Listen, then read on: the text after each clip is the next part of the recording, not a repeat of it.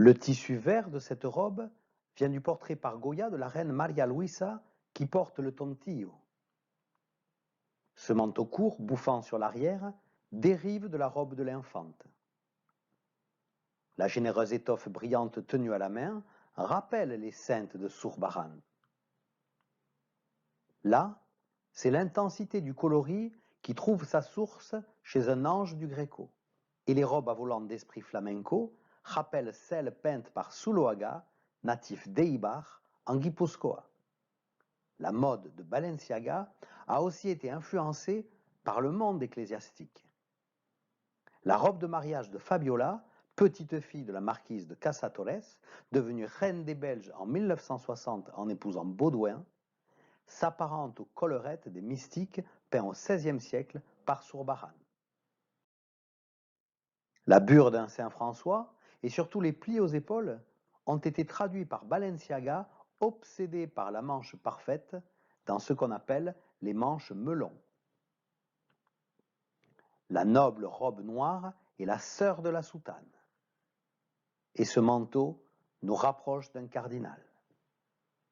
Luxe royal, église, et peut-être aussi influence des capuches des pêcheurs de Guétaria qu'on retrouve à la fin des années 60 sur ces coiffes de mariée. On pourrait même se demander si ces mannequins qui défilent au pas du parapluie n'auraient pas été inspirés par le maquila qui rythme le pas des pastorales.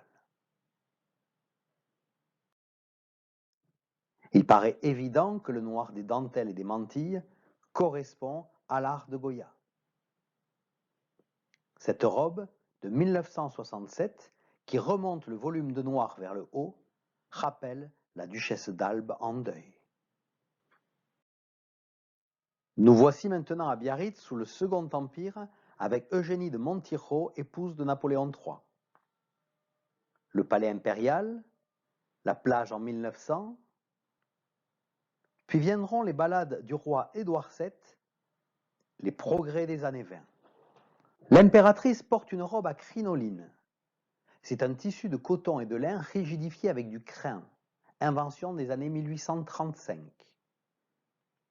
Vers 1855, c'est la mode des robes rondes à volants, à la Pompadour. L'impératrice est ici au château de Compiègne avec son fils et ses suivantes.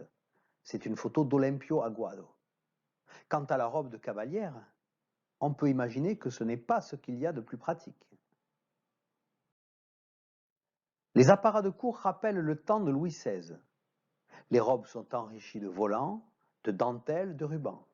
Et ceci grâce à la machine à coudre qui a été présentée à l'exposition universelle de 1855. Dans ce portrait de François-Xavier Winterhalter, elle porte une robe signée du couturier Frederick Worth. Worth avait appris chez les marchands de textiles en Angleterre. Il avait étudié les vêtements à travers les portraits dans les musées. Installé à Paris en 1845, c'est lui qui crée le concept de maison de couture. C'est un artiste. Il n'est plus l'artisan qui obéit aux désirs de ses clientes. Il présente des collections. Voici des dessins inspirés de costumes. Il puise dans le passé chez Marie-Antoinette et dans les robes anglaises retroussées pour des idées nouvelles correspondant à la modernité naissante, une vie plus active. C'est une robe retroussée qu'Eugénie porte lors de ses excursions dans les Alpes. Worth va alors supprimer la crinoline. C'était une véritable cage à oiseaux, et les caricaturistes s'en moquent, comme Daumier vers 1860. Worth va la réduire et la placer à l'arrière. C'est ce qu'on appellera désormais la tournure. Des peintres français du XIXe montrent cette évolution. Corot peint Claire Sénegon en 1837 dans une robe de style Premier Empire cintrée sous la poitrine. Vers 1860, sa jeune femme à la robe rose relève la jupe en référence à l'habit des bergères et des paysannes, comme cette jeune femme au puits. C'est cela qui a influencé la robe à l'anglaise retroussée. Courbet disait, dès 1855, l'envie de se détendre, de s'abandonner loin des carcans, des crinolines du pouvoir. Puis il y eut en 1860 l'exotisme espagnol avec Manet et la danseuse Lola de Valence. Mais à Deauville, en 1863, ce sont bien les robes à volants de l'aristocratie qui font impression sous la lumière. Eugène Boudin, précurseur des impressionnistes, prend pour sujet l'étoffe qui s'étale. En 1866, Claude Monet peint la jolie tournure verte de celle qui est son épouse.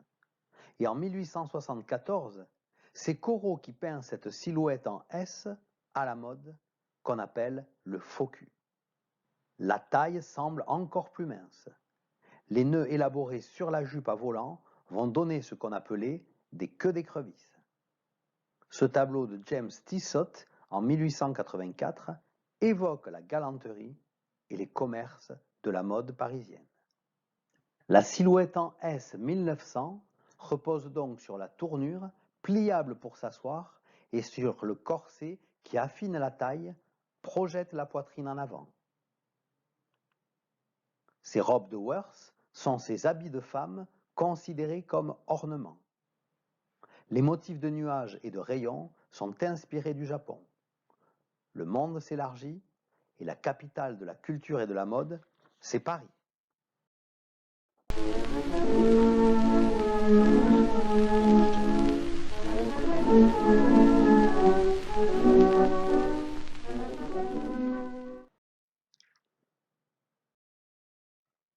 Lors de l'exposition universelle de Paris en 1900, c'est la créatrice de mode Jeanne Paquin qui préside au pavillon de l'élégance.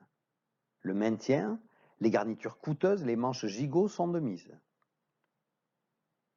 On identifie la libération du corps vers 1910 aux formes de la Grèce antique, aux vêtements qu'on appelle le chiton.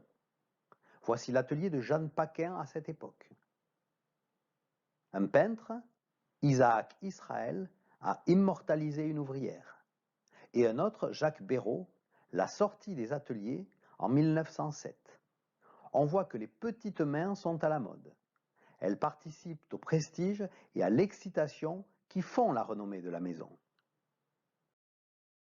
Cette mode 1900, on dirait qu'elle remonte vers le passé, vers les antiques déesses au serpent de Knossos. La robe est de Jacques Doucet. Mais comment se délivrer du corset?